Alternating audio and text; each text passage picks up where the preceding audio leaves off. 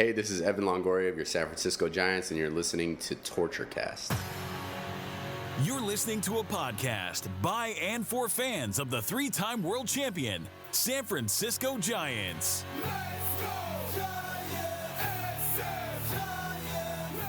With hosts Chad King and Eric Nathanson. This is Torture Cast.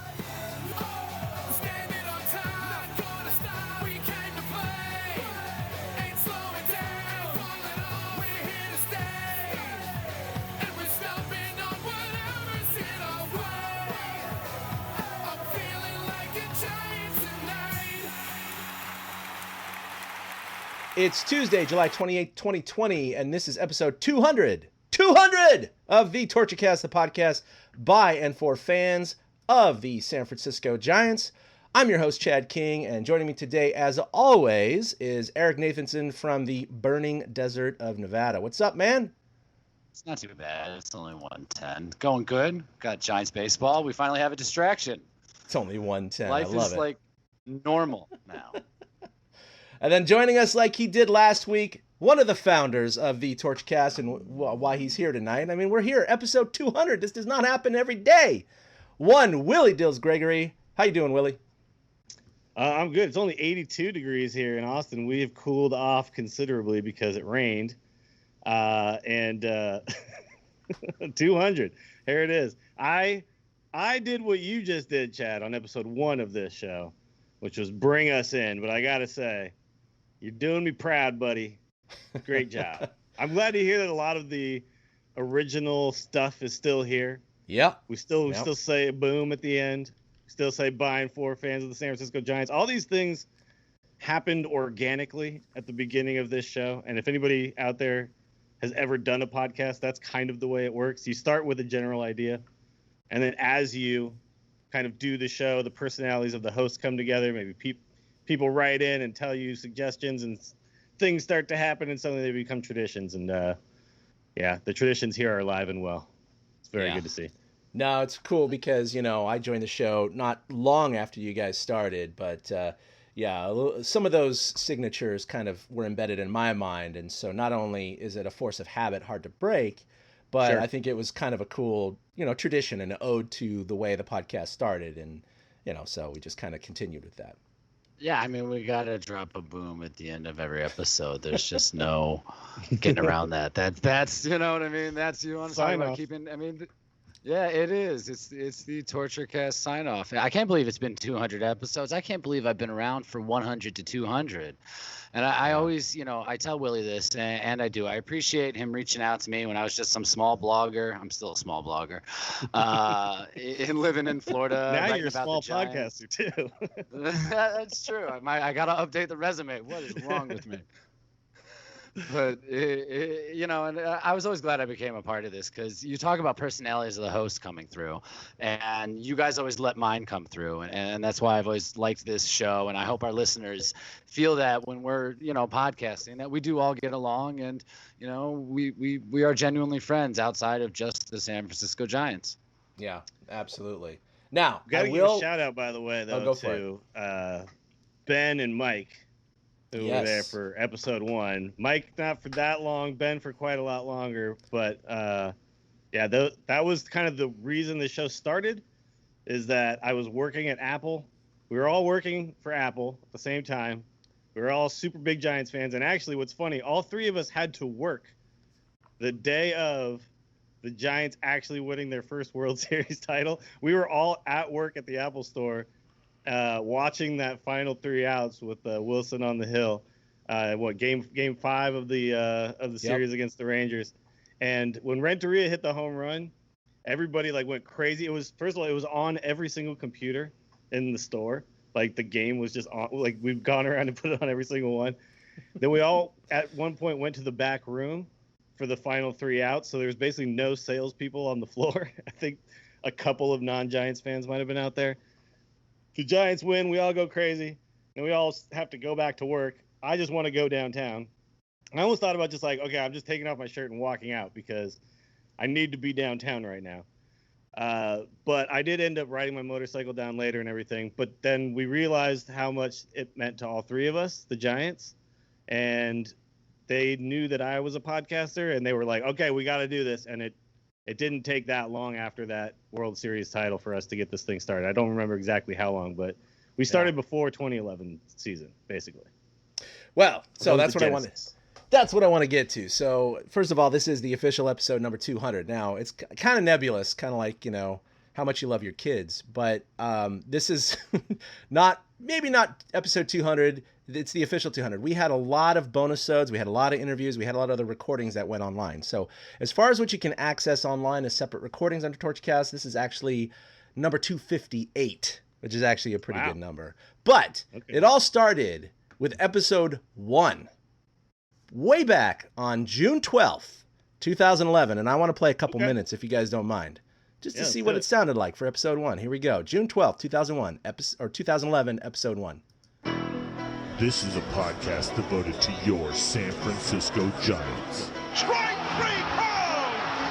A cutter on the outside corner at the knees. The ball game is over, and the Giants have all the 2010 highlights, right? If you're sick of the East Coast bias, this podcast is for you. The ball game is over. The series is over. The Giants are heading to Philadelphia for the National League Championship Series. With your hosts, Willie Dills, Mike G, and Ben Lee. Swing and a miss, and that's it. The Giants are world champions as they come pouring out of the dugout. Circling Brian Wilson, the bullpen, flying in from left center field, dancing, hugging, and celebrating for all you Giants fans, wherever you are. This party is just getting started. Don't forget your glove, grab some pine, and settle in. This is Torture Cast. All right, welcome to a brand new podcast. We are calling it Torture Cast. It's a podcast about the San Francisco Giants. My name is Willie Dills, and I'm here with my two co-hosts. We'll start with Ben Lee. Ben Lee, welcome to the show. Thank you, thank you. And Mike G. Mike G, what's up? Hello, everyone. So, what is this show? What the hell are we doing right now? We're talking about the Giants. What the hell were you doing? And the San Francisco Giants, because someone needs to.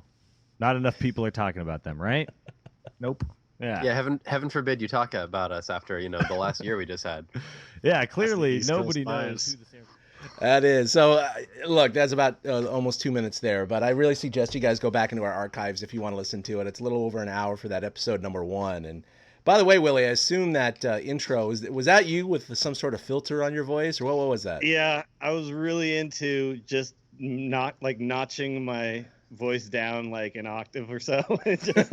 And then there you go. That's instant announcer voice, right? That's awesome. But I remember, we kind of rushed production on that, and our intros definitely gotten a lot better. But that was still pretty epic to listen to then, because at the time we were just so excited about all of those moments that we kind of just wanted to capture them within that. There was a lot of stuff in there that was like sayings from that era, that period. I guess a lot of them still are. Grab some pine meat is obviously not going anywhere as long as Crew goes around. But it's funny to listen to. We were all like, I was a podcaster. They were not necessarily yet. They wanted to be. But it's funny to hear kind of how like muted we sound a little bit. Like we're like, I think we're trying to be professional or come off as broadcasters, but really we just didn't really know what we were doing, and we were just kind of going for it. But it's cool to hear how the first words of the podcast were spoken that long ago, and how much has really changed since then. I actually don't talk to either of those guys anymore, but I follow them on social media, and they're still diehard Giants fans to this day, very much so. And Ben did a lot of episodes with us too. For sure. We all know Ben pretty well. So yeah, very much.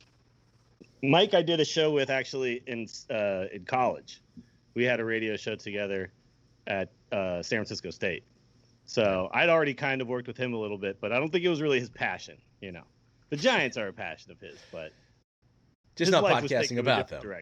Yeah. Well, of course you guys were muted back then. You like you said, what the hell are we doing here? You didn't know what You didn't know what you were doing just yet. Now we're all just like, yeah, all right. So is it running? All right, let's go. It's a totally different mentality because you were stepping into, and I mean, by putting that, don't want a podcast with East Coast bias in there, that was sure. Yeah. That was very chip on the shoulder Giant Spanish. It's great. And I love that because I think that chip on the shoulder is still alive and well on this podcast today. It's kind of funny. And that's where the by and for fans of the San Francisco Giants comes from. You started it like that. And that's why Chad and I have continued it because that's what we are. No matter if we love to write, podcast, go to the games. It doesn't matter. First and foremost, we're fans of the San Francisco Giants, and everything kind of comes after our fan hat is put on. Yeah, this is the most unabashedly biased podcast about it. Like, it's just I'm glad you guys ultimately decided to get rid of the segment "Why We Will Win It All," but that was kind of a staple, was like just that diehard kind of nature of the Giants fandom at the time. Yeah. I think it's obviously more realistic to realize that, hey, we're in a rebuilding phase, so we don't need to do that every show anymore. But there was a lot of that at the time that was very chip on the shoulder. That's softened with 3 titles for sure. When you win a title every other year for like 6 years, you're going to keep that in the show for a while. So sure. Yeah. But after a while, that's more comical than anything, right? Like, you're trying to figure out what else you can say. That's, because there was a time we were saying, oh, because of Matt Cain. And now you're saying, you're like, Florida? I once said if the Dodgers plane crashes, then the Giants can win it all. I mean, now you could say if the Dodgers all catch COVID, right? Like, now you can. We'll get to that later. Where's their next Marlins schedule game? God. So, I was looking it up, and I don't have any hardcore statistics here, but just on the surface, I wondered how many podcasts go to 200. So, Willie, you were, talking about this last week. Now, obviously, the instance you were on, it's a World of Warcraft podcast. They've gone way past 200. Staying in the same, realm, Scott Johnson has this daily show. They're way past whatever. I don't even know, 1,600 shows or something like that. Right? Yeah, but that's obviously way off the charts kind of thing. But on average, according to Castbox, the top 10 or the top 100 most played shows on Castbox have a median episode count of 203. And the top 1,000 most played shows have a median episode count of 191.5. But I also read that only 20% make it to 200 episodes. So no matter what your play volume is. So, I mean, and that makes sense, right? I mean, more than half the podcasts don't make it past episode 1. So, I mean, that's what you're dealing with. But no, actually, yeah, so I think, though, when you look at top podcasts, it's very obvious that a lot of them make it past 200, because if you're making money from the you're making money. Exactly. If it's your living, obviously it's going to have a lot more incentive to go over 200. When it's a passion project, to keep that passion going, and obviously, like, this show is kind of at this point now a legacy show where the cast of characters has changed over time, and I think that's true of a lot of shows that are passion projects that do continue that long. The Instance being one of those shows too. The only host who was on episode 1 of that show is Scott. Everybody else around the cast of characters has changed around him. Absolutely. So it's usually takes like that one person who kind of holds it all together. Chad, I think you've really been that person once I was kind of out of the picture. I mean, really it was just me moving to Austin that took a lot of the ability for me to like be consistent on the show out. But I was lucky that we were you contacted us, and I was lucky to be like, hey, yeah, this guy, let's do this. That it was you who contacted me, because I'm glad that the show's still around. I still like to check it out. You know what I mean? When I don't know what's going on with the Giants, this is where I would go. Fake it till you make it, except it's been 9 years we haven't made it. But that's okay. No.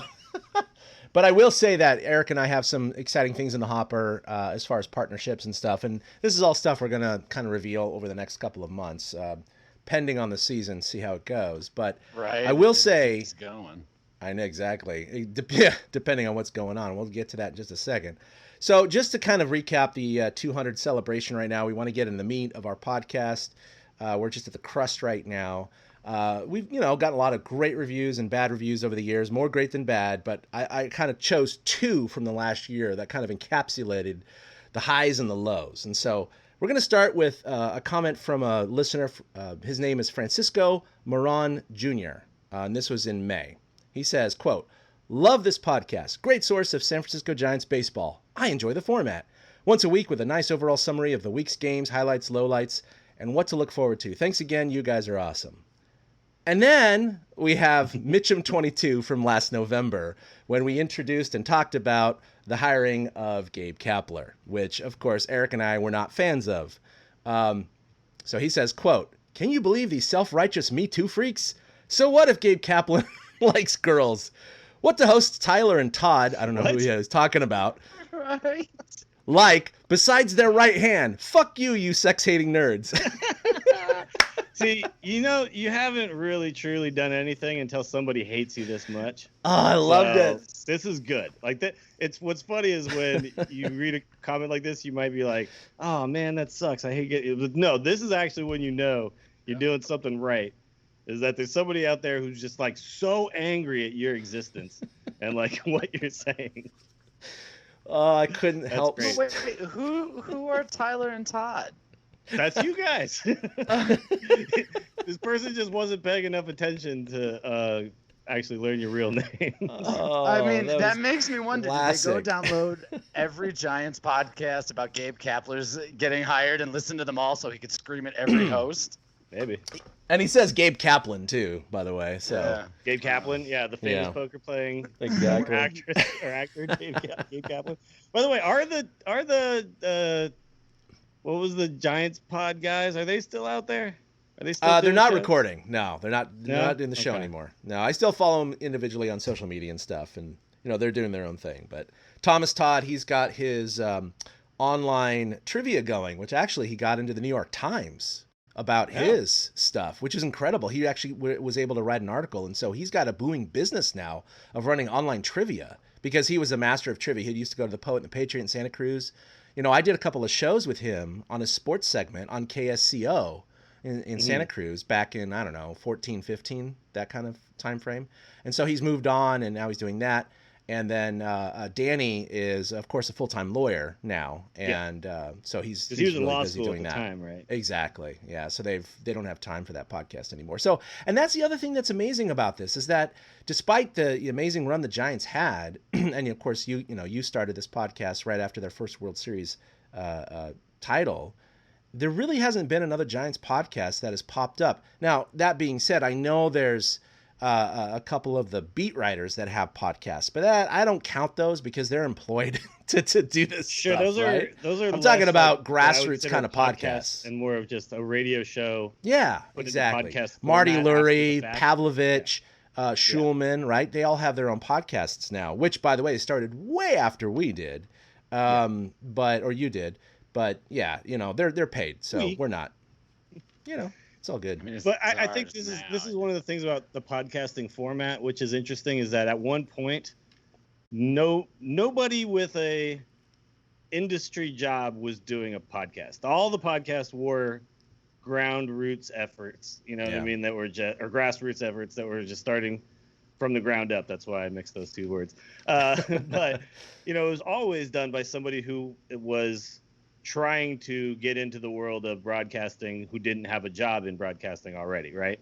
And not necessarily even wanted a job in broadcasting, just wanted to do a show, just wanted to do a podcast, right? And a podcast was the way you could do it. It's only, maybe in the past 5 years now that there's every top podcast now is like a comedian who is already a famous comedian or an NPR show or something that comes from an established broadcasting medium. So it's interesting to be still here as a show throughout that span of time, right? Yeah. Like at one point, if you were searching Giants podcast, there would be only us and Giants pod who would show up, right? Yep. Now you search Giants podcast, like you said, there's all these guys who are beat writers. And then there are some little ones cropping up like ours around, but they never seem to have the staying power. And that's a pat on our own back. But, honestly, that's pretty freaking cool that we've been able to make it to 200. What did you say, 270 we are at total or something like that? Yeah, 258 for recordings, yeah. Yeah, and like you said, to be the independent chugging along, because Hank didn't start doing a podcast till 2-3 years ago, and I'm sure the Chronicle made him start doing it. All these guys ended up every time they renegotiated their contract, you gotta get into move some into the podcast business. Yeah, right. Sure. Well, when I worked at KNBR, and because I worked at KMBR, KFOG, and The Bone were all under one tent. They're all Cumulus Radio. And when I worked there, there was a very much like a pushback against podcasting. Everything was on their site that you could find archived versions of, shows that were edited down. And that was actually one of my jobs when I was an intern, was to take segments and like edit them down and then throw them into, it was basically like making a podcast episode. Right. And I already knew about what this was and what we were doing with it. But then we would just slap it up on the website. It would never go to iTunes. It would never go, it would never be in this kind of format where it auto downloads to your device and all that kind of stuff. What podcasting really boils down to is kind of on-demand radio, right? From that can be niche. It could be super niche. You could talk about one team and one sport, and you can do that for 9 years, right? And that's fine. And you can talk about one video game. You can talk about one, you can do it on anything, and it doesn't matter because you don't need a massive audience to make it work. And they were pushing back against it. It was literally, like I said, only like maybe 5 years ago where they started to embrace these kind of ideas. I was just talking about Thomas Todd from Giants Pod. I think his ears are burning. He just posted a comment on our Facebook Live here and said, "Damn, Daniel Zarki and I need to catch back up." So apparently his ears are burning. So go reconnect. On the show. Right, why not? I know, we should definitely have him on. No, that's pretty cool. Hi, Thomas. How you doing? All right. Let's get into the meat of what we want to talk about tonight. Enough celebrating. We'll do this again at 300 in a few years. Wait, before we do that, we got to celebrate a couple more names, just real quick. Oh, God, yeah. We Allie and Jen. Talk about other people. We got to get them out there real quick. Because they're also a pretty big part of this show for a while. Yes. And we had Jen on last week, which was fantastic. Yeah. Yes. But they were our friends in the press box who would always be willing to come have several drinks and talk about the show or talk about the game and do a show with us, and then have several more and then several more. Rest in peace. Those were some great nights. Those were some fantastic nights. And Eric got to be there for one of those actual nights. That's why I've always felt like part of the crew, was because I got that indoctrination my first time ever. These guys right here, like, y'all don't know out there, these guys took care of me. My first trip ever to San Francisco was in 2013, and these guys were just awesome. We were in the press box. I got to do everything. We sat there. Bochy talked about 2-out hits in front of my face. You all know that I'm 2-out hits. we had, like he said, more beer. Chad and I went back. We had even more beer. It was just a great, like, hey, you're one of us now. And I really felt it. It was cool because Giants connected us always. And I was there for a very serious reason at the time. I was there to scatter my dad's ashes that Monday. And then I went to the game the next day. I'm 2-0 in San Francisco, and I think it's the Torture Cast touch, because if it wasn't for that great first night, if it wasn't for, the Giants winning and us all having a great time, who knows? Maybe I wouldn't be sitting here talking to you guys anymore today. Yeah. It's entirely possible. And I'm thankful that I am, because, this is something I look forward to a lot. Yeah, that was a really, really fun night, and we had basically the entire crew there that night. Yes. That was super cool. Yeah, no, that was great. So, no, thanks for bringing that up. Yeah, I haven't seen Allie in a while, but she's become a new TikTok kind of queen. TikTok sensation. Yeah. She's got some great stuff, by the way. I mean, it's just, I think it's what's her handle? Allie K. Williams or something like that. So anyway, yeah. Look for her on TikTok. She's got some really, really funny stuff. Man. Sorry. Padres. Oh, yeah. By the way, I know that not too many people are watching tonight because it's our first live broadcast in a while, but also we're doing this during the Giants game, so most people are going to be watching the Giants game. But that's okay. Giants do currently lead 1-0, and wait, is it still 1-0? They do not. They do not lead. That was my. That was. Yeah. Come on, man! I'm all the way in Nevada. What's going on? How come I? That might have been the worst timing ever. Mm-hmm. I know I might be delayed on YouTube TV, so I didn't see if you guys saw it earlier, but right when I said that was right before Tatis Jr. just launched a 3-run bomb off of Shark. To look and he hit the home run. Yes, I said, well, they're still leading 1-0. Yeah, no, I know you. So I just recently got rid of my satellite TV, and YouTube TV is going to be like 10 seconds behind or something. But yeah, so anyway, that's what Eric was reacting to. So 3-1 Padres right now. All right, speaking of baseball, we had all sorts of things to talk about first, including the expanded playoffs and of course the Giants' first series of the year against the Dodgers. However, a more pressing situation has happened. At least 13 Marlins players from their active 30-man roster have tested positive for COVID-19 over the last few days.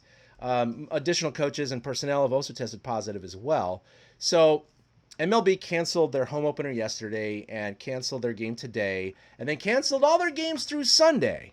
They even canceled the Yankees-Phillies game in Philly yesterday because that's where the Marlins were last. They wanted to make sure that the clubhouse could be cleaned and disinfected. So, I mean, that's insane. They're canceling a whole week of games for the Marlins, but they are saying right now they think this infection has been contained to the Marlins clubhouse. And it doesn't look like so far, they're still waiting for some tests, that it's spread to other clubhouses as well. But even though they were supposed to play the Nationals after the Orioles this weekend, the Nats players had already voted not to come down to Miami. They would be like, I don't got time for that. So, I mean, this is huge, guys. I mean, this is something that we kind of predicted in the beginning. Eric and I definitely talked about it, and Willie talked about it last week as well. Is what are the chances of the season being completed? What are the chances we're going to even get to the playoffs? I myself didn't think we would get to the playoffs, but I also didn't think that there was going to be a 13-player outbreak 4 days into the season. Yeah, it's scary. Here's the thing. So they're playing the Phillies, right? So really, that's like the big concern is, did they infect the Phillies? So if they didn't, then maybe it's feasible that we get to the playoffs, because that means that just because you all caught it in your dugout, which, by the way, when they pan to the dugout, there's not a lot of masks and stuff, and there's not a lot of people sitting 6 feet apart. So, and I understand that. I understand it's hard to play the game of baseball and be doing that, but it seems like some teams are being a little flippant with this whole stuff. Like once they actually kind of get into their little bubble and they think they're safe, they're starting to like let the guard down a little bit. But if they did not infect any Phillies players, then it tends to lead to the thing that maybe it's not something that's necessarily like, yeah, one clubhouse might get an outbreak, but not necessarily are they going to infect the other team through playing a game of baseball, which is good news for us to actually get to the playoffs. But again, it's too early to really know. They might have infected a bunch of Phillies players, and they haven't tested positive yet. So. Yeah. It's going to take 5 days for us to find that information out, and that's the key right there. I think it's funny. We talked about that MLS team that had to bail out stuff because their team went down. The Marlins seem okay with trying to deal with this on their own. MLB came out with a statement today and said that the other 29 clubs have not had any new positive cases of coronavirus. It's only the Marlins, so good job, Derek Jeter and Don Mattingly. And apparently they feel like this could be the wake-up call that makes sure that they have a season instead of the thing that derails the season. Now, I hope for that to be true. I don't know. It's like I said it yesterday. How many doctors are on the Marlins roster? Like, how come they were left in charge of deciding whether or not they play when this is not a decision that should be made by the players themselves? Sometimes it needs to be taken out of their hands. I understand that you're assuming the risk as the player, but there's no way that they should have decided. And then like the Phillies clubhouse guys, they don't know until afterwards. They've gone home. They've seen their families. Who else could they have infected after that? Yeah. So this could be the wake up call that they need. Otherwise, this whole thing is going to fall on top of itself. If there's another team or two that goes down, I think it'll all fall apart. But if it only stays the one team, I think we can get to the playoffs. Yeah. Yeah. What happens actually as far as the win-loss record, if you got all these games missing now, like what do they have a rule in place? Like if you're the team with the COVID infections, you get the loss and the other team gets free wins, or is it just these games just never happen or never replay? They never happen. I think the Yankees and the Orioles, which, the Yankees were going to be playing in Philadelphia, the Orioles were going to be playing the Marlins. I think they set up some mutual agreement where they were going to play this week. And I could be wrong about this, but they're trying to make up games that they were going to play each other into the future to try and make up games against the Marlins into the future for the Orioles. Right. So I don't know if that's going to happen. Can they do double headers? Do they have? They can. Yeah. And I think we're going to see that happen. But missing 7 games. Dumb rules in place. Like a doubleheader shouldn't take that long anymore, right? It should take like 5 minutes. I mean, it's not a big deal. Well, that is what they're doing with the Yankees and Orioles, and then the Phillies are not going to play for a few days now because they have to wait for test results to see what happens. So the Marlins are straight up paused. The Phillies are kind of on hold, and everybody else seems to be okay. But now is the time stuff will crop up because teams are traveling finally. Half these teams hadn't traveled yet. They're now going places. You know, the Giants were in L.A., then they came home. You know, like the Cubs were in Chicago. They're in Cincinnati. White Sox were in Cleveland. You know what I mean? It's finally the time. So I think this next week and a half is really the important part to find out if they're actually going to get through this. I don't know if they're going to or not. I really don't. I would like to think so, but how did the Marlins screw this up so bad? You know, that and you mentioned it already, but 3 players were known to be positive on Saturday for the Marlins, but the players communicated via group text and voted to go ahead and play on Sunday. And my question is, how did this happen? I mean, the players don't test each other, right? They don't receive the results directly. Management is involved. The testing agency is involved. So those results come down through them. So how did management allow that to happen? And that's where I think people are trying to figure that out, because it's not like, you know, the lab tested them and then they just text the players and go, oh, you're positive, you're positive, you're positive. And then they all get together and go, okay, don't tell management. Do you guys want to play on Sunday? I mean, I don't quite understand if like Don Mattingly or the GM or the owner or whoever, they had to have known who was positive. And then when they see them walk out on the field on Sunday, I don't know how they let that happen. And so I think there's going to be some shit to fall that we haven't seen yet, because there's got to be some sort of a commissioner of this situation, right? Like just someone who's like the health expert in charge of all of it, who says, okay, you guys can't play, period, because 3 players. There's no voting. It's not like, you know, if you have the flu, okay, maybe you can go play. You know, I got a broken leg. Yeah, you know, you need to sit this one out. I'm sorry. But, you know, you got COVID. Obviously, that's the whole thing. We all know what's going on. It's like, you can't freaking play. You got to stay out. So it's mandatory quarantine. You got to have 2 negative tests, all those things. So I don't know how management let this happen, or how the players even communicated and management was just turned a blind eye. Do they think that, you know, maybe, again, a lot of people think this is a hoax. Let them play. This isn't even real. I don't know, but it's caused a big problem, and it would be interesting to see if the Marlins were the Yankees or the Red Sox or the Dodgers that this happened to, if there would be a different effect on the league. Well, there should definitely be some sort of a punishment for the people in charge on the Marlins, right? If they're putting everybody else at risk. It's like these players all came down with a case of outward Russian roulette. You know what I mean? Like they're just like, hey, so you guys are all gonna play. Every time you get to first base, take out a gun with 1 bullet in its chamber and see if you kill the first baseman. Yeah. You know, and that's kind of what's happening. So I know it's the fact that they didn't then, like, management, like you said, should have been like this isn't a player's decision. It should not be made in a group text. It should be made. It's above their pay grade. Yeah, and the fact that they didn't. If you're going to punish the Astros for cheating, you need to punish the Marlins for putting other people's lives at risk, right? So But how do you punish stupidity? I'm not trying to be funny. How do you punish stupidity? What do you do? Do you fine them? Do you take away draft picks? I mean, how do you punish stupidity? And if other teams fall in line, we've recognized that when things like this happen, it's a failure in the leadership aspect. And that's made me wonder, and I had a side thought on this. All right, so in the NHL, they have 2 bubbles to play their playoffs. The NBA has 1 bubble, and aside from Lou Williams loving his strip club chicken wings, they're pretty good. Well, the food in there is apparently terrible, so that's another problem. Oh, forget it. Go ahead. It's strip club food. I mean, and what time of day was it? I hope that's all his diet consists of, though. You got to understand. But why didn't Major League Baseball go to a bubble? Why are they doing it like this? I mean, I think it's a fair question to ask at this point, because there's no way this would have happened if they were in a bubble. Oh, probably money, and probably, like the Players Association in baseball is pretty strong. I assume that maybe they argued they didn't want to be away from their family, and they didn't want to be away from, and maybe they argued that baseball was not as much of a contact sport as these other sports.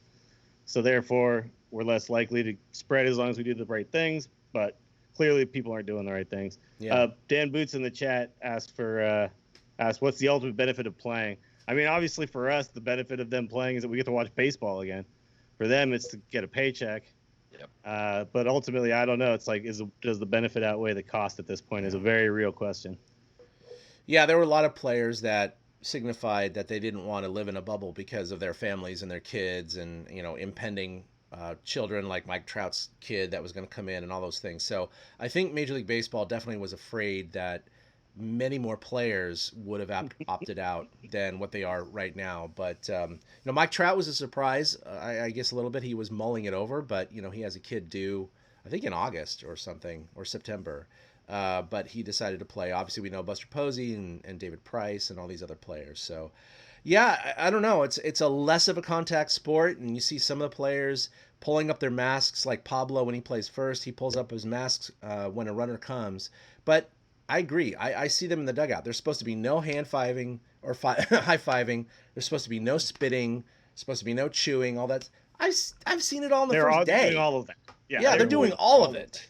Yeah, they're doing all of it. I mean, yeah, we see the air high fives for the third base coach after a home run, but I mean, most of the stuff. And by the way, if this season continues and plays out 60 games, we're going to see walk-off home runs. We're going to see maybe one no-hitter this year. We're going to see something. You got to air mob. Yeah, right? So when there's going to be that mob at home plate or the mob at the mound or whatever it is, that's going to be really interesting. I mean, it's going to be kind of like, what are they going to do? They're going to like force field it and kind of just, No, I don't think so. I think they're going to, the A's had the grand slam the other night.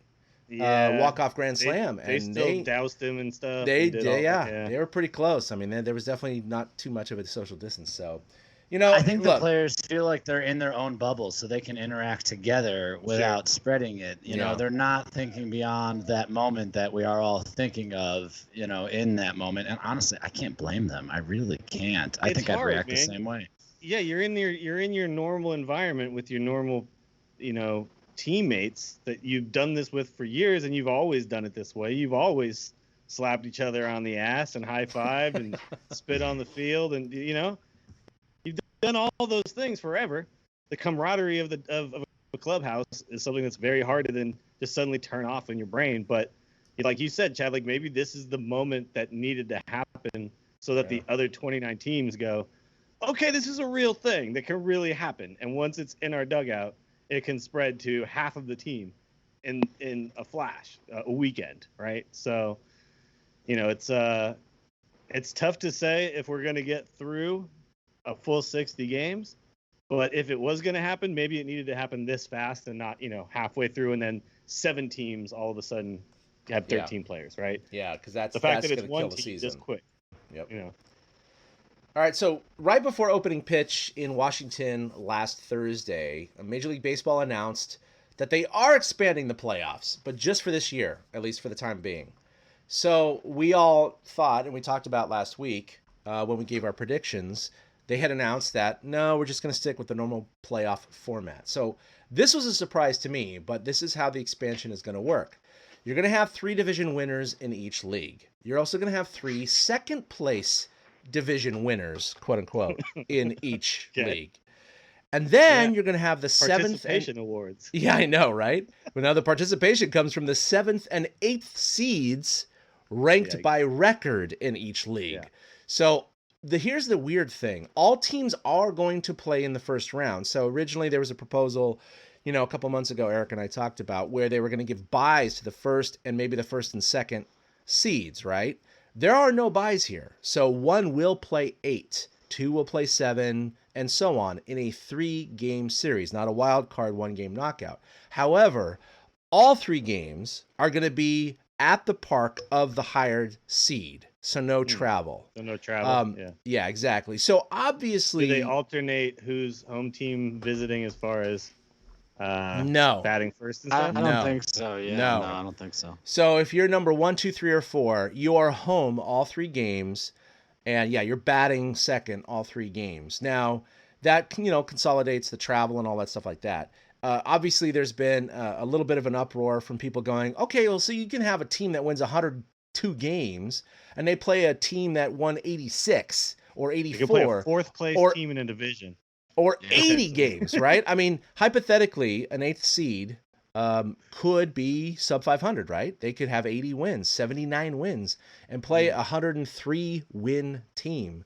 And hey, look, this is baseball. This is not football. This is not basketball where it's a little bit more controlled.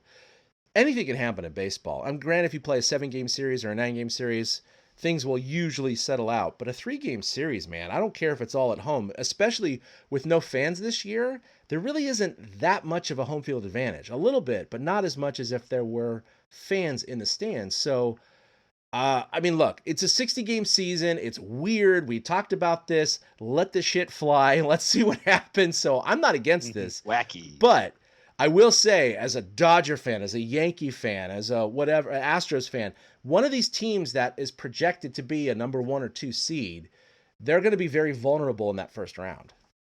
Especially if they. So the thing about like basketball, you're running your same starting 5 out there every day, right? In baseball, you got maybe, your ace, your second ace, and then you get down to the 3rd, 4th, and 5th guys, and maybe there's not that much difference between a team that finished in, the 7th seed and the team that finished in the 1st when you talk about the 3rd, 4th, and 5th guys in a rotation, right? So, yeah, it's very much more, it's baseball is like playoff-wise, we the NBA now, apparently, but when you talk about baseball, that is not representative. In basketball, generally, the 1st and 2nd seeds on each side, they ride their way to the top, and we see the 2 best teams in the finals, right? Yeah.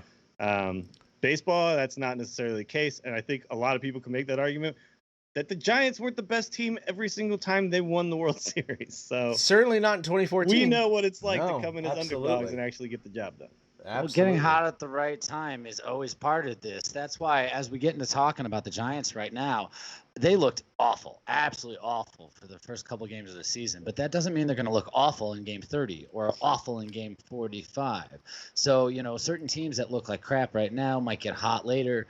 With it being this kind of a season, you really don't know how it's going to be.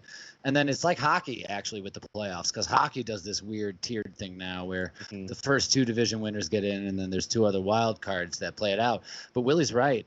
Some division could beat up on a division on the other league and have all 4 teams go to the playoffs. Yeah. That could happen. I mean, it's an unbalanced schedule, right? The NL West plays the AL West. The NL West does not play the Central or the East. So you have wild cards coming from different divisions that may have had a much weaker schedule. And so, you definitely could see that happen. But again, I think most of the players, owners, fans have to resign themselves to, at least we're having baseball. Who cares what happens? I mean, this is not a fairly year. It's not. And if the Giants were to win the World Series this year, that's a joke. Would us Giants fans think anything less of that title? No. Would others? Yes. Just like exactly, and that's where our bias comes in. Going to celebrate it like it's the greatest thing that's ever happened, and 29 other cities are going to be like, bullshit, asterisks, doesn't matter. Yep, exactly. So if the Dodgers win it this year, we're here to say that's bullshit. So doesn't really count. Doesn't really count. Do win the season's a full season, and all the players are playing. I don't care how much. That's going to be the argument. This doesn't count. Yeah.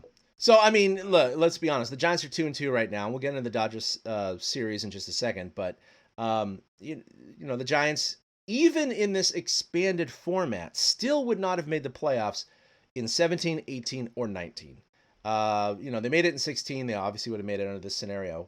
But does this change your mind on, obviously it increases their chances. There's no doubt about that. But do you think it's greater than 50-50?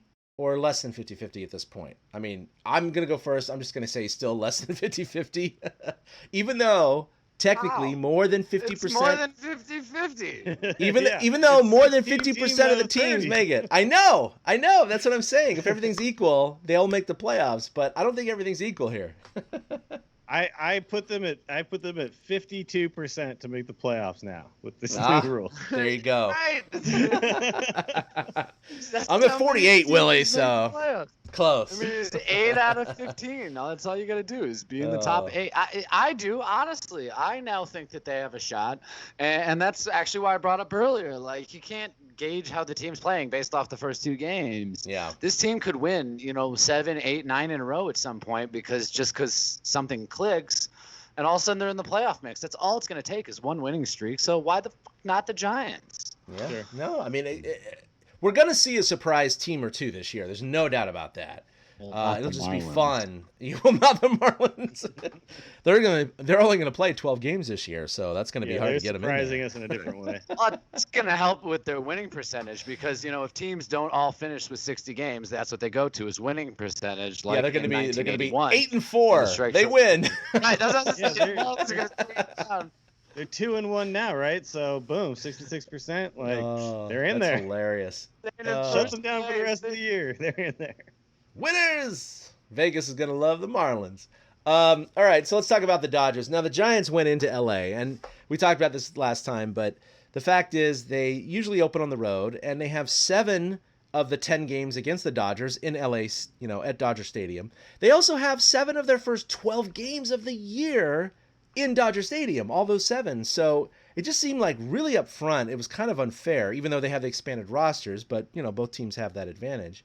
And the first 2 games, guys, things did not look good. They lost. They started off great in game 1, like they did after 7 innings. Blah, blah, blah. Yep. Cueto was doing great. He was, he limited a rally to 1 run.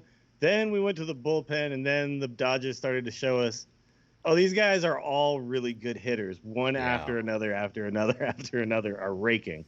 Yeah, no, it was a good game for the first 7 innings. It was very competitive. I was very happy, very surprised, as most Giants fans were. And then it just all melted and fell apart. It was a house of cards.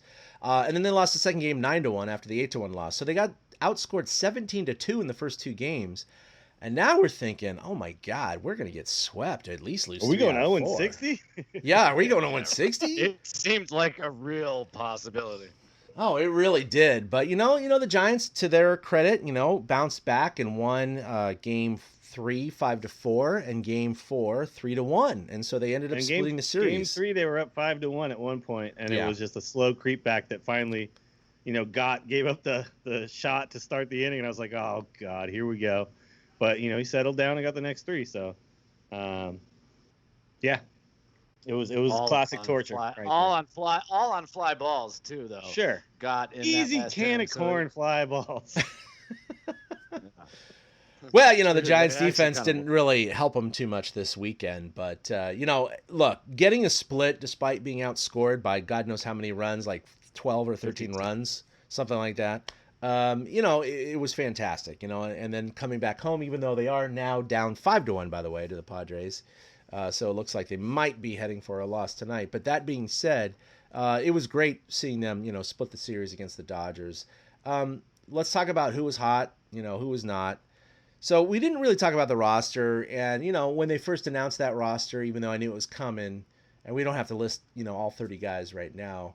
But I was thinking about the movie Major League when the guys in the coffee shop are like, who the hell are these guys?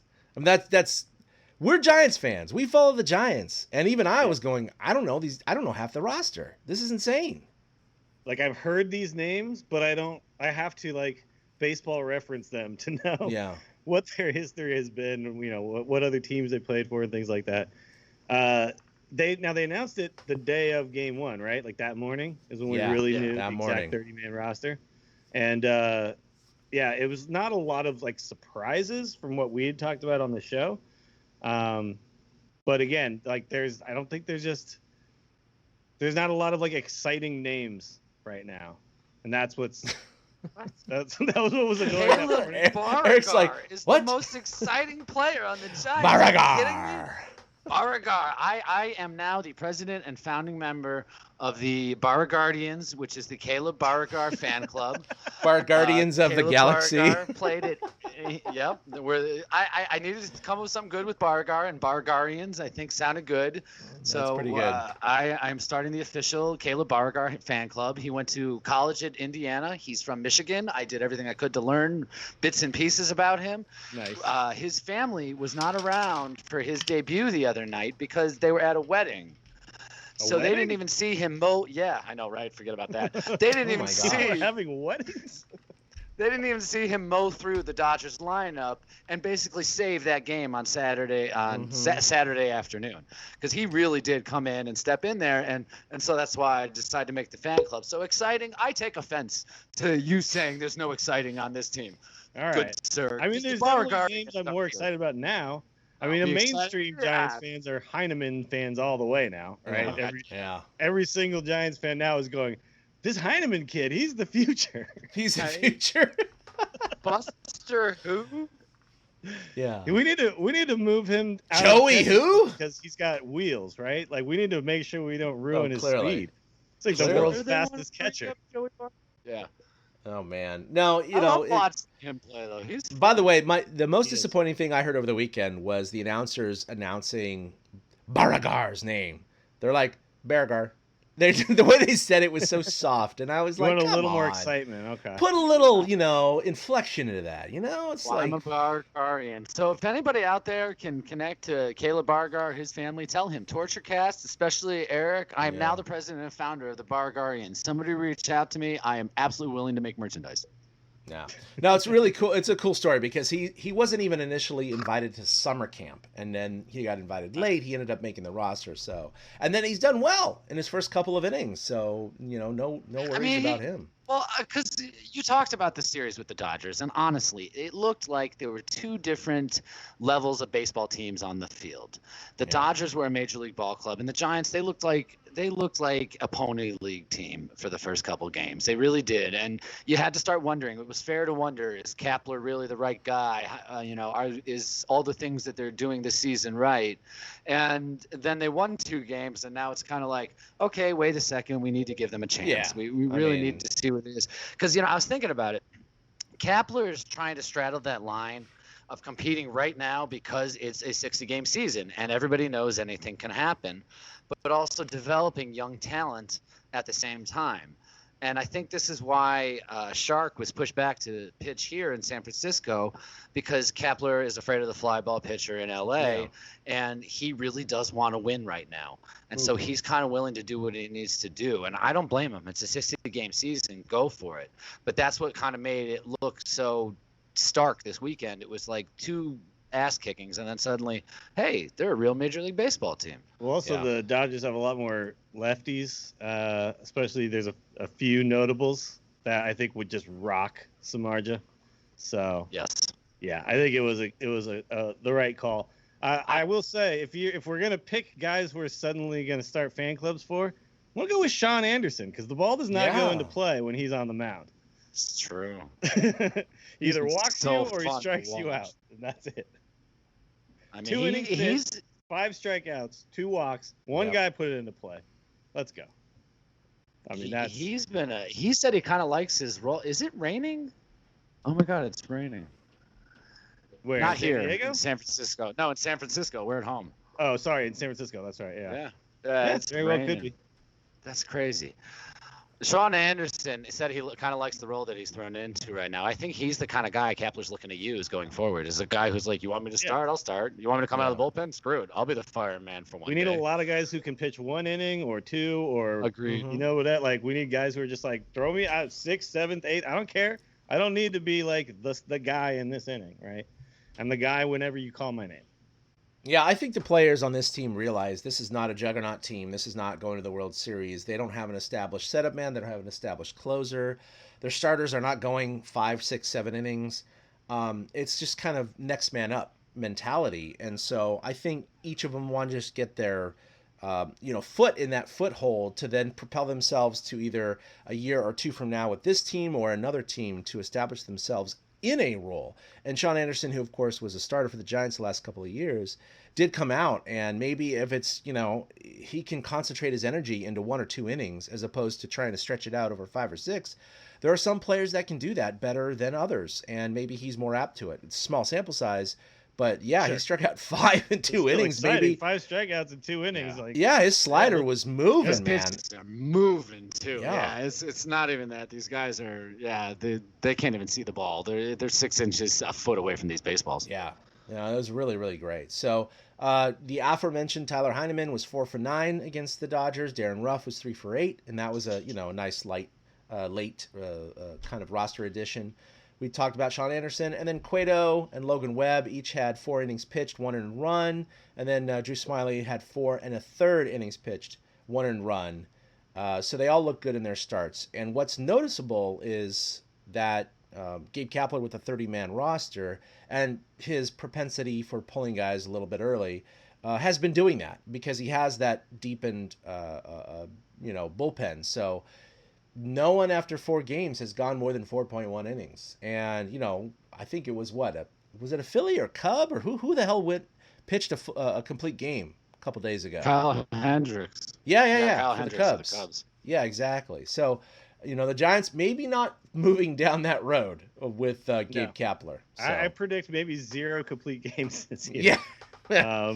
Might be. Maybe even like 0 8-inning starts. I mean, it seems like, he's gonna yank you. Like he's gonna yank, and he's gonna do it quickly, and that's probably gonna be fine because what that means though too is over a short season, no one's gonna be gassed at the end of the year. So that's true. That could be a thing where the Giants become a team to be reckoned with later on. Yeah. Is that we have the freshest arms in the league because of the way that Kapler's managing this pitching staff. Quantity might actually matter this year over quality because of that reason, and that's why with every game equals 2.7 games. So with that in mind, they're playing each of these games like they're playoff games, and these managers should. I mean, we talked about it. This is 60 out of 162 games. It's less than a half of the season, so it's not even anywhere near what he normally does. And here comes Connor Menez in for his second appearance, and they're not afraid at all to go to the bullpen, and I appreciate Kapler for doing that. I mean, go for it, screw it. I'll be honest, I'm not sure Bochy would be handling this season in the same way, and I'm kind of glad that things ended with Bochy when we had fans in the stands than having to have him go through something like this. So that's why I'm willing to embrace. If that's the way Kapler wants to do things, that's fine, because we need something new at this point. Yeah. Well, so Bochy is 67, something like that. I mean, he's definitely more of an old school guy, right? Kapler is early mid 40s. Yeah, he's a lot more of a new school thinking guy. He's a lot more willing to, kind of take on this style of baseball, this new emerging style of baseball. That's like it very much feels, he's Brad Pitt's going to play him in a movie one day about a computer nerd telling him how to manage a bullpen, right? Like this is just all about advanced stats and things like that. And you see too, it's not just how new school style managers are handling pitching staffs, but no longer are shots up the middle, ground balls up the middle, base hits, because everybody is positioned completely differently, no matter what. Almost there's never I can't remember watching where they go to that field shot and everybody is kind of straight away. Yeah. It's just every single time Not somebody is cheating some direction, and you're seeing a lot of hits and stuff taken away because these advanced stats. It's the new world. It is. All right, so let's talk about who's not, and first line is who isn't, except for the couple that we kind of announced before. But hey, they're 2-2. Most are not. We'll take 500 given this list, right? So the Giants only hit. They didn't split. It was a sweep. You got it was a sweep of the last 2 games. Yeah, you're right. That's true. We got swept and then we swept. We're on a 7-game winning streak right now. If the Dodgers were the number 1 seed and the Giants were the number 8 seed in the playoffs and we played in Dodger Stadium, we won 2 out of the last 3 games. We would have advanced. So there's that, right? There you go. Nice. Who's not? Like you said, the entire team is only hit 215 in LA. But it is early. I'm going to run through these names. You can see it, and we'll talk about a couple of these guys. Pence went 0 for 11. Crawford's 1 for 10. McCarthy's 0 for 8. Dubon 2 for 14. And they've had 7 errors in the field so far. And Wilmer Flores has 2 on his own that have led to a total of 5 unearned runs. And when you're a team that has to win games by the skin of your teeth, you can't give away runs. Yeah. But what do you guys think the problem with Pence and Crawford is? Are they pressing? Are they just not good anymore? What the hell's going on? Well, Crawford, I think, is just not a great hitter. Pence had a resurgence, obviously, but he might be pressing being put in the DH role because normally maybe the DH role is not great for him. Like Pablo seems to embrace it. Pence maybe just is the kind of guy who likes to trot out there with his glove on every inning and not just sit in the dugout waiting for his at bats. He's kind of an anxious guy, right? And having him just sit there waiting on at bats, I don't know. maybe here at home he'll just be down there like pounding balls into the net, but yeah, I don't know what the facilities are like in Dodger Stadium. So, yeah, I think Pence I'm not too concerned about because he hit 297 last year, and I think he'll be somewhat in that ballparkish, like in our stadium, not that good, but somewhere in like the 270-ish range seems about right where I'll end up.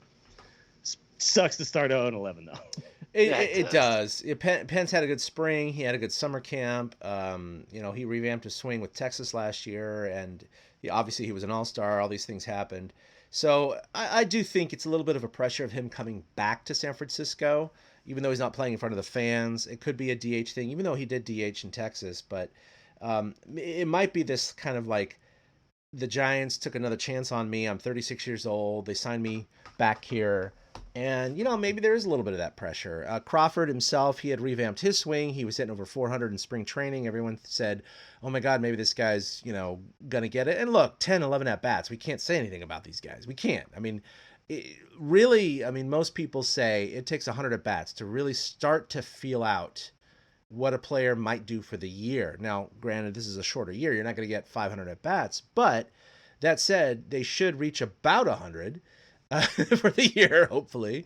So I'm not too worried yet, but Crawford in the last couple of years has shown us, hitting 220, 230, that he just, unless his revamped swing really does kind of produce something here in the next few weeks, he's probably just going to be around that ballpark again of 220, 230, good defensive shortstop. Pence, you don't know, right? He was an all-star last year. He had a resurgence, but he had really a couple of weak years in San Francisco the year before that. So there's always the possibility that he regresses back to that mean, and it would be unfortunate, but we're all rooting for Pence and Crawford. I mean, we love these guys. Absolutely, yeah. These are the links to the 14 and 12 championship seasons. We want to see them do well. So I think they're going to have their moments. I think they're going to break through. But overall, at this point, even though the All-Star game was canceled for this year, I don't think they're going to be All-Star quality this year.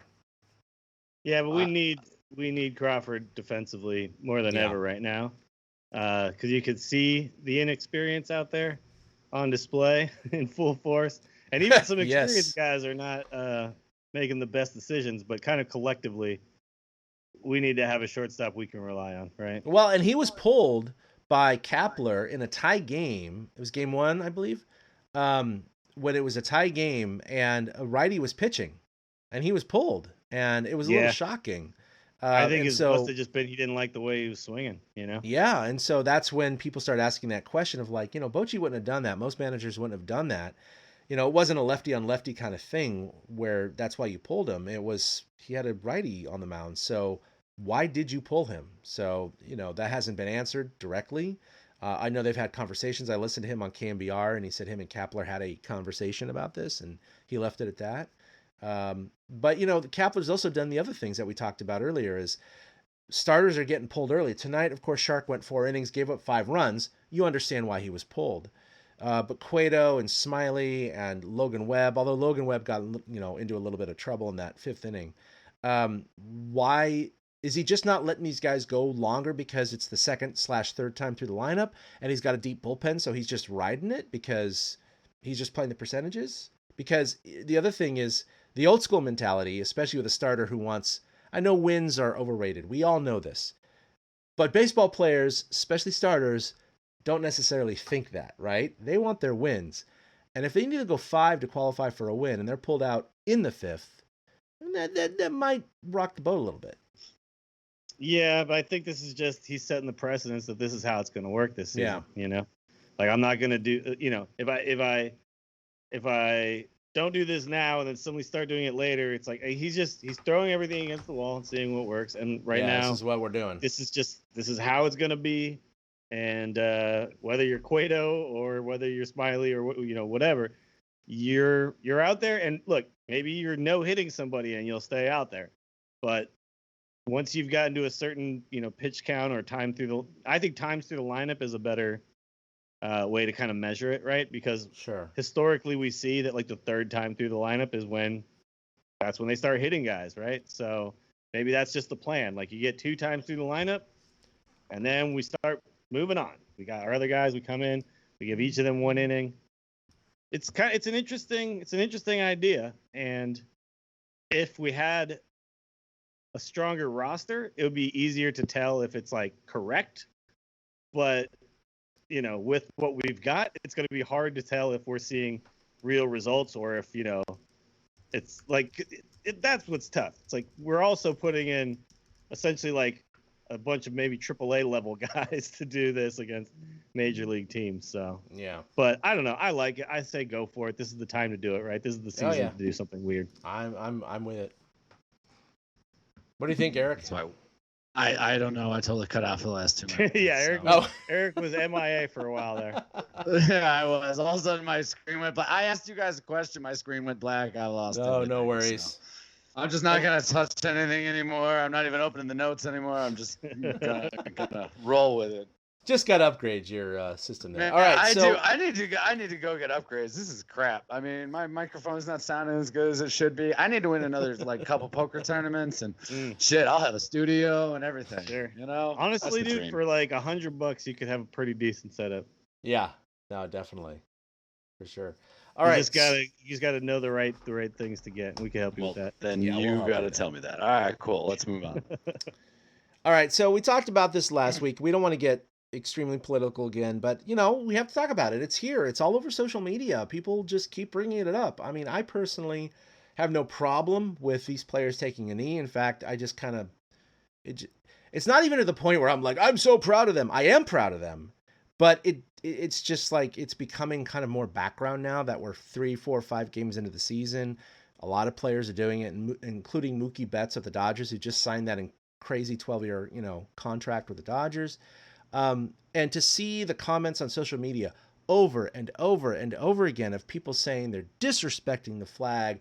I'm no longer a Giants fan. I'm not buying anything. I'm not watching Major League Baseball. I mean, first of all, those are a bunch of child adults that are going to still watch baseball. They're just saying this on social media to get a rise. But, at the end of the day, it's during the national anthem.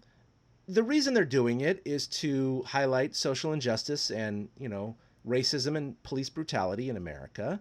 They're not disrespecting the flag.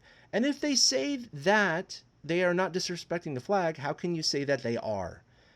You may interpret it as such, like you may be offended, but that's not their intent.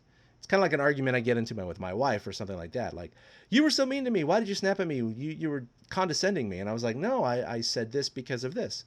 I don't know why, but it's something that kind of bugs me a little bit, where it's not, to me, that big of a deal either way. I'm glad they're doing it. But for the people who are so outraged by this, whether if it's trolls I disregard, but people who are honestly going to stop watching baseball or not being Giants fans or whatever it may be, this is where we're heading. This is where society is heading. And if you look at the past of, history tells us when these movements happen, there is a progression forward. There is never a regression back. Civil rights movement, but women's there is always voting. Pushback. Like historically, pushback is going to happen. Always pushback. Yeah. This is the pushback, and inevitably it always moves forward. The progression happens, but there's never like this. Oh, we just easy and free. Like not at all. We need change, and everyone goes, "You're right. You're right. We should be less racist." We should be less racist. There's always a little bit of pushback, and in this case, it's it's a lot of pushback, and it's very vocal. But I do want to say one thing though, that there's also pushback against Coonrod, which I disagree with because I disagree with that too. To not kneel. Yep. If we want to make the argument that the players are fully allowed to kneel, he's also fully allowed not to, and say why. I disagree with his reasoning. Right. But he's allowed to. This is the thing. Like if I'm going to say that these players should be allowed to kneel and it should have no bearing on your fandom of the Giants as an organization, I'm going to say that also you're fully allowed to say, like Drew Brees is allowed to say what he said. Then he had some conversations. He changed his mind. Coonrod may have some conversations, but he's doing his thing too, the same way. So I don't want to take anyone's voice away. It goes both ways every time. Everybody has their own voice, and they're allowed to use that voice. That's part of what I hate to use this phrase, but that's part of what makes this country great sometimes, is because we can all use those voices. I don't agree with Sam Coonrod, but he has the prerogative to do what he wants. But by not being informed and giving that as your reason, I think that's what ticked off people. That's what ticked off me. It was just like, in one breath, he said it was because of his religion and God, and then in the next breath, he said it was because of Marxism and the nuclear family. And it's like, I got no problem with you, just pick one or the other, man. Like, just stick with it. Like, but in his mind, they're all representative of the same thing, right? Right. But and here's I get the thing. that, So, and that's where he comes from. So when players kneel to protest police brutality, and then people say, well, you should leave the country. It's like, well, those are the people who don't understand what America's actually about, right? And so when Coonrod doesn't kneel because he doesn't agree, we should not also then say, then get the hell out of the country. Like, you know what I mean? It's like that's, I think, where it's like, you gotta, the progression, like you said, Chad, is going to happen. The pushback's also going to happen. But like, it's important to me to kind of be on the right side of history in this particular scenario. Exactly. And the right side is also not to silence people who disagree with me. It's to like engage them, and have the necessary conversations, right? No, that's a really good point you bring up, because, when Coonrod had this statement, and I know he talked about Marxism and the nuclear family, but one of his main points, and they quoted it, of course, a ton, is that I only kneel before God, or I only kneel to God, that kind of thing. And a lot of, Christians came out, and Giants fans who are Christians came out and said, he's my new favorite player, I'm getting his jersey, this is what it's all about, and all that stuff like that. And it did strike me, because even though I didn't agree with his sentiment like you guys didn't, it didn't offend me. Like, I'm like, okay, good for him. I'm not going to root against him when he's pitching. Right. Like, he was the only one to not kneel during that MLB kind of, this was initiative. Before the national anthem too. It was before the national anthem. It wasn't even during. Yeah. It wasn't even during. It was where all the players knelt with that black rope sheet thing or whatever to honor Black Lives Matter, which of course we're all for, but he just didn't want to kneel because he only kneels before God. And that didn't upset me at all. And I was trying to flip my view, going, okay, so someone who sees a player kneeling for the national anthem, why can't they just take the tact of, well, I don't agree with that, but that's their right, and I'll just move on and be a Giants fan. Freedom of speech. Yeah, it's for freedom of speech. To me, it's not a big deal, right? Just move on and go, I disagree, but whatever. A logic course in college, clearly, because if A, then B. Is like they can't wrap their head around that, right? If I believe in freedom of speech, therefore I must also believe in your right to kneel during the national anthem. Yeah, it's a bizarre thing, and obviously the social discourse is at an all-time high right now for many other reasons, but this just kind of adds fuel to the fire. But I think you're going to see a lot more. There's been a lot of major league players that have knelt. I mentioned Mookie Betts and others, but the NFL's coming. And they're allowing the NFL, if it does actually launch and play, they're going to be wearing decals on their back of their helmets. And right now, there are some prominent players that are saying they're going to kneel for the national anthem, despite all the other stuff that Roger Goodell put in a couple of years ago, saying, well, if you want to kneel, you got to go in the locker room and just hide during the national anthem and all that stuff. But now Goodell's like in support of kneeling. So I don't know. It's going to be really interesting if the NFL actually does start. Of course, the NBA, same thing. They're going to be wearing whatever they want with approval on the backs of their jerseys. So there's things like a certain number of approved statements, right? Right, like Black Lives Matters and things like that they're going to be able to wear. And we've never seen an NBA player kneel, and I know they've already started the games, but I just that could happen, I guess, but.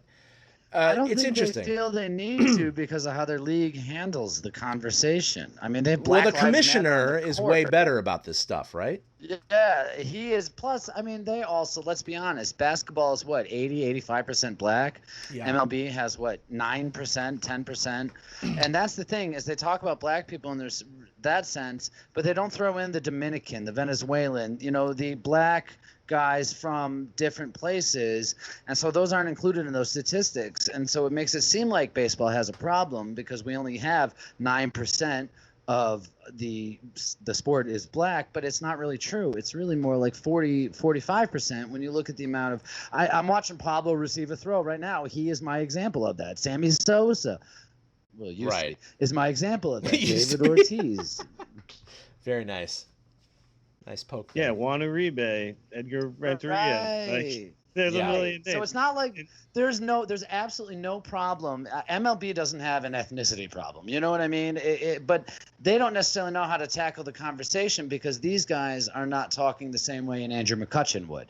Because Andrew McCutchen has experienced the systemic racism that has happened in our country. These guys, they didn't get to our country until they were, 20, 21 years old, and they've been in a baseball bubble for most of it. So they don't really even know what it's like. You live in the Dominican your whole life. You don't necessarily experience racism for being Dominican, right? Right. And then you come to America, and all of a sudden it's like, oh, it's different. Yeah, it's different. And so I think it's good that they, feel like they have a voice right now too, because the minorities in baseball are like, hey, we're here too. But I mean, the fans of baseball more than any other sport except for hockey are probably mostly white. Yeah. No, look at us. Sure. White. Very true. Even our guests, white. But like the stuff you said about football changing like their policy on it and stuff, that is like part of the progression you talked about. That is happening, and it's like that they were initially pushing back. They're pushing back less. There's going to be the pushback, and then let's fast forward to maybe 10 years from now. There's going to be less. It's going to be more people. Like right now, you're seeing if you do a poll, more people are supporting Black Lives Matter than opposing it, right? Whereas the first few times that we had protests around this, and the actual phrase started to become commonly used, there were a lot of people who were super against it and just did not want to hear it, right?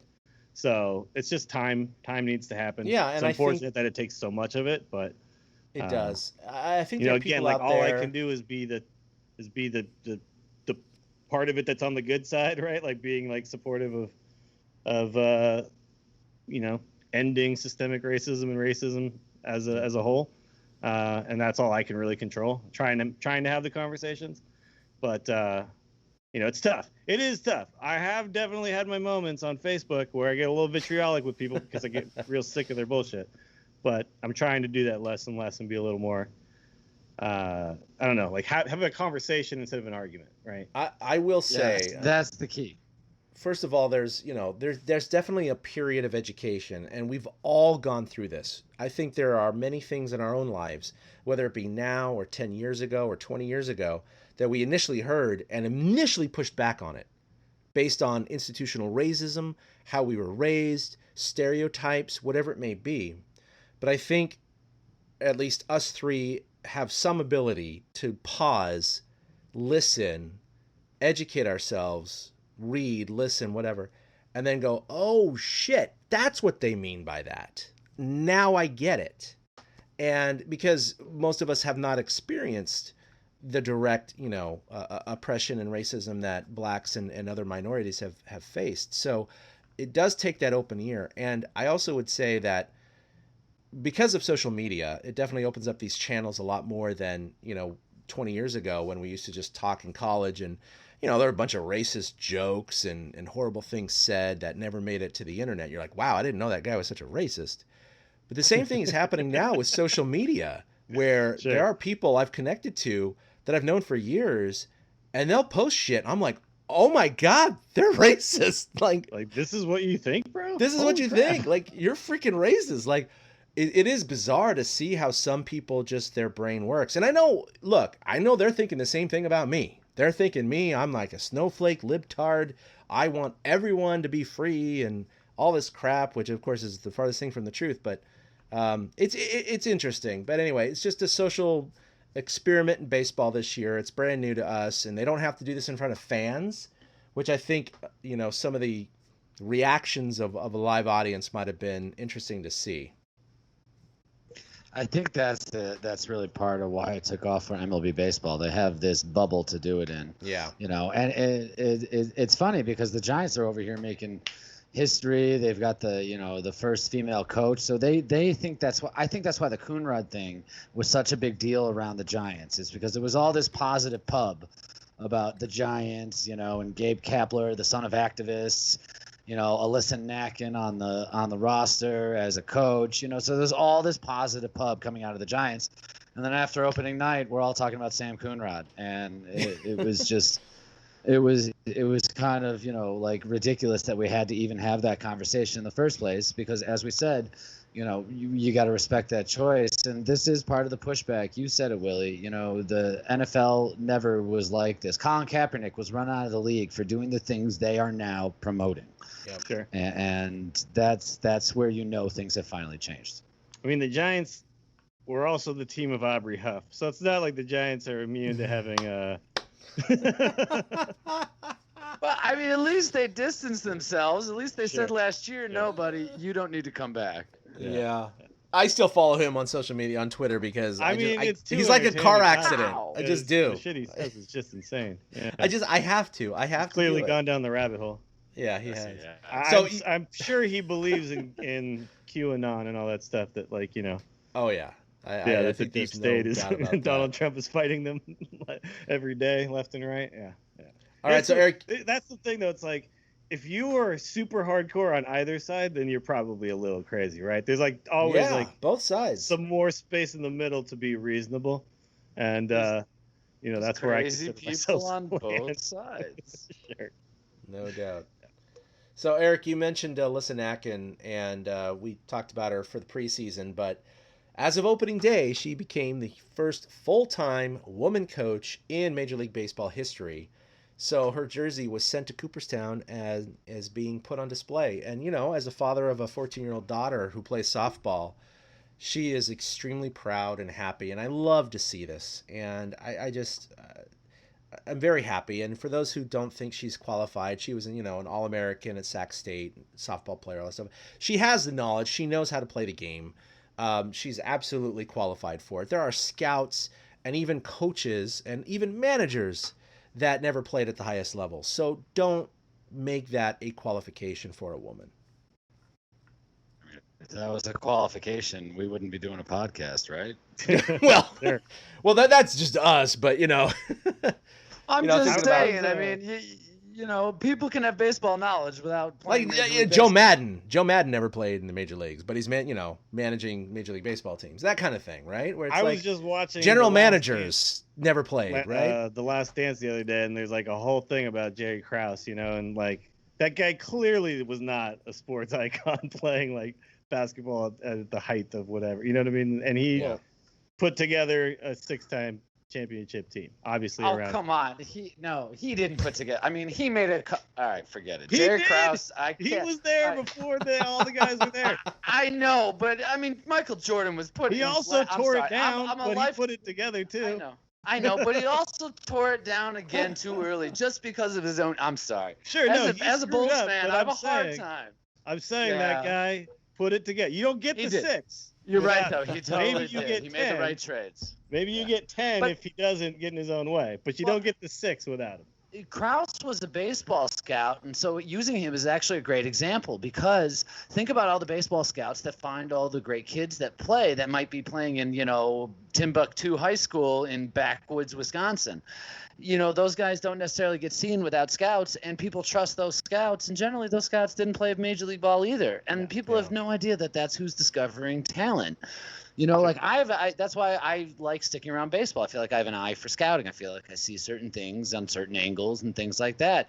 Certain people just have knacks for certain things. That's why Farhan's the general manager and vice president of the San Francisco Giants without ever playing baseball.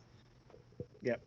And obviously there is definitely some validity to having experience, right? Like most managers are former players. And I think at that level, that there is an advantage to having been somebody who played the game, but it's certainly not a requirement. We've seen that, plenty of people. But by the way, why does it even matter that we're talking about whether it was a requirement? Because she did play. She is a player. Yeah, so. Yeah, exactly. It just wasn't Major League Baseball, right? All she has to be is somebody who's good enough at her job right now, and clearly she is. So I love Farhan Zaidi never played any organized ball. It's like, come on. I mean, it was awesome. Kapler sticking her out there to coach first base the whole time. I've read a lot about how apparently her and Antoine Richardson have a great relationship, like a brother-sister relationship. So she almost said she feels like she's out on the field with them, and they all seem to get along with her. They really, really do. So she's just another, person in the clubhouse. She's nothing just more. Another coach. Yep. Nothing more. She's one of the guys. I hate to say she's one of the guys because it makes it sound so, you know what I mean? It sounds that's a so euphemism. barstool-y, Yeah. And we're not barstool, but she is. She's one of the guys because she's one of the team. She's one of the team. Like, it'll be nice when you don't have to talk about the fact that she's a female coach, right? But we're not there yet. So it's, obviously, like, you do have to talk about it, right? Like, there was a time where there was Jackie Robinson, and you're an idiot if you're like trying to be like, oh, well, we don't. He's just another player. It's like, well, he's the first black player, so we got to mention it and bring it up, and that's part of the progression, right? I want to talk. Eventually, we won't have to. Who knows? Maybe Alyssa's been helping these guys work on some fielding drills because the way they play in those first 2 games in LA, apparently it's contagious because the Padres can't play the field right now. So the Giants have 3 against the Padres, and then Texas comes to town for 3 more over the weekend. That's right. So it's tonight, and the next 2 against San Diego is their home opener series, and then 3 home against the Rangers. The Giants are down 5-1 right now, but they got runners on second and third with nobody out. And in the bottom of the 6th, and the Padres are making a pitching change. So I'm going to submit a request to cover probably Thursday's game. We'll see what happens there. They allowed me to cover summer camp. You'll be one of those weird guys who's sitting like all alone in like the 5th row or whatever. Well, exactly. They have them spread out everywhere, so that'll be interesting. Hey, if it works, I might come up there in a month. So yeah, hell yeah. Why not? Right? If it works, I might get to go to a game. That said, I will be, as far as talking about our recording schedule, we want to record every week. I'm going to be on vacation next week, Sunday through Thursday or so. So Eric and I will talk offline, but hopefully we can do Friday or Saturday if possible to try and squeeze one in before we can do the next week. But of course, Willie always has an open invitation back. I know he's got a lot of streaming going on right now, which he can talk about in a second, but you can follow us collectively at TortureCast. You can follow us individually, myself at ChadK21, Eric at 2OutHits, that's with the number 2, Willie at Willie Dills. And Willie, why don't you tell them what you got going on Twitch these days? So twitch.tv/Willie Dills, where you can find me streaming mostly Hearthstone. There's a new expansion coming out pretty soon, but we might be doing some other interesting games. I've been trying to figure out if I can figure out how to play, because Ty, my best friend here in Austin, has been streaming a lot of MLB The Show on Twitch as well, and it looks so damn fun that I'm like trying to figure out how I could play it. They don't have it for PC, so I'm trying to figure out if I can get like some emulator or like, I don't know, something so that I can play it. Certainly not buying a PS4 to do it, but maybe if I can find like a super cheap used one or something like that. But he's been playing a lot of that, and it looks so damn fun. So I might try to dip my toes into playing some baseball on stream as well, which is just super cool. Because I could go play like the 2010 Giants or the 2012 Giants and relive the good glory days. So yeah, maybe some of that will be happening. That's some fun stuff. I don't have this year's the show, but I have 2 years ago, I think I have 17 or 18 the show. Not much has changed as far as gameplay, by the way. Yeah. So I still play it. It's a lot of fun. I love that game. So but yeah, it's good stuff. You do need the PS4. Of course, the PS5 is coming out in a couple of months or a few months. So yeah, may not want to burn the $200 on that for a few months. Doesn't make. I'm generally a console behind though, so. Yeah. Well, I'm not really a console player. I play on PC, and it's just some games don't exist on PC. Yeah. Pisses. Exactly. Eric, you got anything going on? No, I got nothing to pimp right now. Life is good though, so I hope everybody else out there's life is good, because my heart is full of love right now. So all I want to do is share love. It's pretty freaking awesome. That's all I really have to pimp is love. Yeah, Eric's got a lot of good family stuff going on, and follow him on Twitter for follow him on Twitter for all of his poker endeavors. It's actually a lot of fun because I used to play a lot of poker. I don't really anymore, so I kind of live vicariously through his I mean, it's not Henderson not just poker, tournaments. It's video poker too. Oh yeah, I got gambling stuff going on all the time, people. If you like gambling stuff, seriously, follow me. I live in Vegas now. I'm at the casino 3-4 times a week. I hit quads on apparently. I saw that with the aces. Yeah. Yeah, I hit quads apparently like 3 times a night sometimes, so it's possible. What? You know what I mean? It's just fun. Yeah, oh my god, on the video poker machine. I was gonna. Are you not like not live poker? Because I was gonna say most of the shit, man. The No, I have, haven't like, hit. I haven't hit the high quads, hand bonuses, right? Yeah. Yeah. Yeah, exactly. ours has high hand. There's all sorts of promos where I play, but no, I play video poker to come down and drink beer, and it's just fun to like hang out and press video buttons poker apparently you can actually grind. But the way you win is not necessarily winning. It's by breaking even, but spending so much that you get a lot of money in like perks, like free hotel rooms and free buffets and blah, blah, blah. And so there's people who like are professional video poker players by like grinding perks and then I guess trading them in for money somehow. I don't know. It's very strange to me. Yes. All I can say for anybody, I'm not trying to push you to lose your money, but if you want to make anything ever playing video poker, max bet. Oh max bet. Yeah, you got to do that. $1.25 every hand. There you go. Every single time. And if you're rolling to the dollar machines, then it's $5 a hand. I haven't done that yet. I'm not freaking crazy. A little too much with me, yeah, for me. All right, so you can also check us out, like us on Facebook, where we streamed this podcast live tonight, and I think we're going to go forward doing this every episode, because why not? You might as well look at our ugly mugs, and then we'll have a video record of I promise I'll find a better studio than my bedroom soon. Exactly. So, and as we leave, 5-2, San Diego leads. Hunter Pence just popped out to the catcher. With runners on the Flores corners. beat out a double play ball. Yeah. So to give Pence us is now chance 0 for 12. One out, but we need Hunter to pick us up a little bit there with only one out and a runner on third. Yeah, he's supposed to get that guy in. Supposed to get that guy in. And you can check out all of our podcasts and, of course, our episodes at torturecast.com. So, for Willie Dills and for Eric Nathanson, this is Chad King signing off for episode 200. We'll see you in episode 201, hopefully next week. Until then, a boom.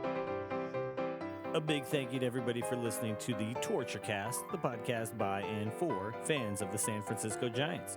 Follow us on Twitter at TortureCast. You can also like us on Facebook or check out our blog at torturecast.com. I also want to say thank you to Ashcon and Bailey for letting us use their song Feeling Like a Giant for our intro.